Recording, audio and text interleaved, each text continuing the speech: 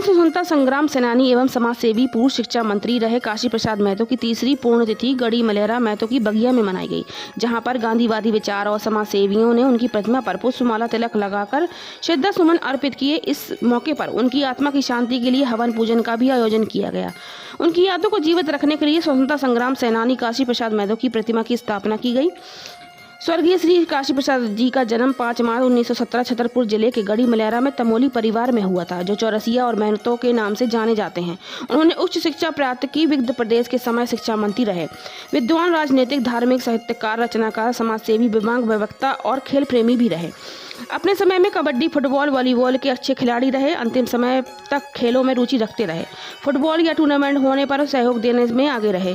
काशी प्रसाद महतो अपनी यादों को छोड़कर 18 फरवरी 1920 को दुनिया को अलविदा कह गए।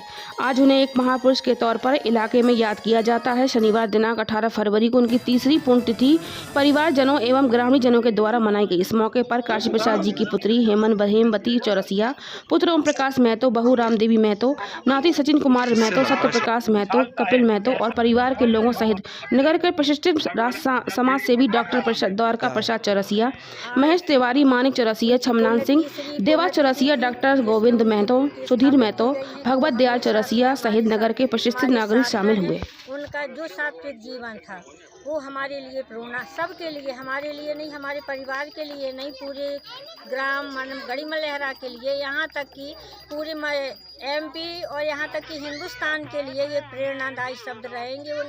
उनका जीवन जो है वो प्रेरणादायी है, हम सब के लिए, पूरे समाज के लिए है।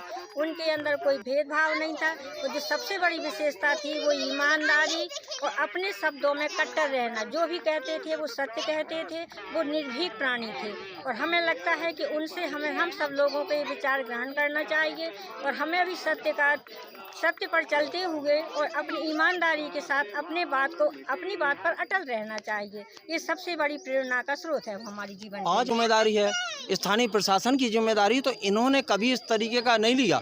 तब इसको क्यों नहीं इस तरीके का ध्यान दिया गया आज तक? क्या कभी कोई भी आपको इस तरीके की मदद दी गई?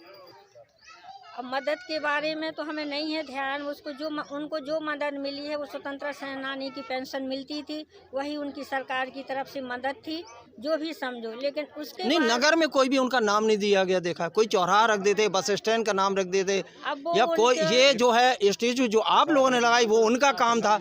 तो क्या उस तरीके का कभी भी उन्होंने इस तरीके का ध्यान दिया है? हमारे ख्याल से तो प्रशासन की लापरवाही कह सकते हैं, और इससे बड़ा और हम कुछ नहीं, इसके आगे कुछ नहीं कह सकते कि ऐसे लोगों की तरफ प्रशासन का ध्यान नहीं जाता है। लेकिन आज के जो चापलूस लोग हैं उनको बड़ा महत्व दिया जाता है, ये हमने देखा है। और आज के कार्यक्रम में स्वतंत्रता सेनानी होने के बावजूद भी, यानी इस देश के लिए जो मर मिटने के लिए तैयार रहे, उस कार्यक्रम के लिए भी इतने माने अपने छतरपुर जिले से कोई भी अधिकारी इधर मौजूद नहीं हुआ, जबकि सबको सूचना मिल गई थी और उनको आना चाहिए था। लेकिन हम तो कहते हैं उनकी उदासी का ही परिणाम है कि आज कोई नहीं इधर उपस्थित हुआ।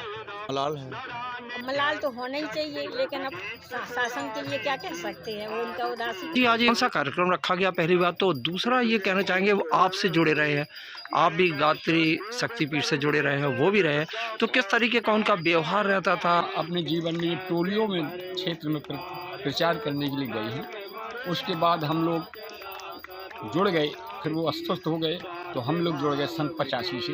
तो सटारी और खरी बात करना उनका एक पुण्य धर्म उन्होंने अपना लिया था।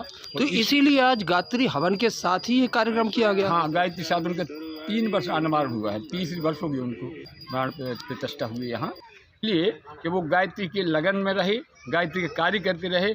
इस तरह से इन्होंने, ये बच्चों ने, ओम प्रकाश चौरसिया ने हमें गायत्री परिवार वालों को बुलाया। आप हमारे यहाँ इनका 103 वर्ष में अनावरण करते हुए आप गायत्री हवन करिए। आज